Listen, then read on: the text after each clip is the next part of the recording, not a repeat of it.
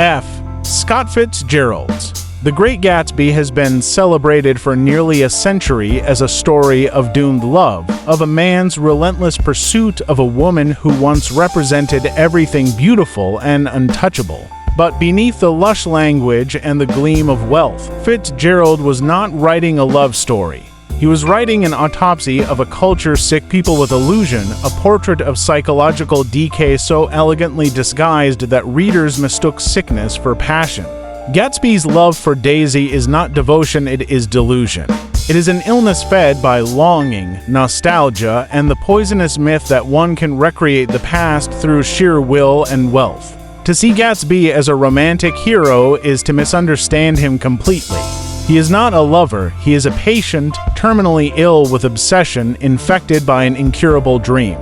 Jay Gatsby begins as a mystery, a man who seems to have materialized from thin air, hosting parties where laughter rings louder than the truth. His mansion glows every weekend, a beacon of indulgence, filled with strangers who do not know him and never care to.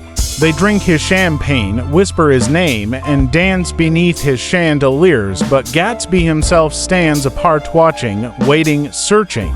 The parties are not celebrations.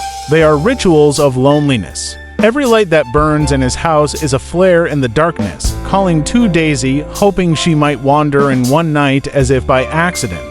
This is not love, it is the behavior of a man trapped in a loop of emotional madness, repeating gestures that cannot bring relief. Gatsby's parties are symptoms, his wealth a prescription that never heals. To understand Gatsby's illness, one must first understand his disease, the American dream. In the Roaring '20s, America was a nation intoxicated by its own promised wealth, pleasure, and reinvention. Gatsby's entire identity is a lie constructed from that dream. He is James Gotts no longer, he has rewritten himself into Jay Gatsby, the man he believes Daisy could love. But what does it mean when your entire self is an invention? Fitzgerald paints the answer with brutal clarity. It means you have no self at all. Gatsby's sickness begins with erasure. He deletes the poor boy from North Dakota who once stared at the stars, replacing him with an image, a fantasy, an advertisement. This is the first symptom of his condition, disassociation from reality.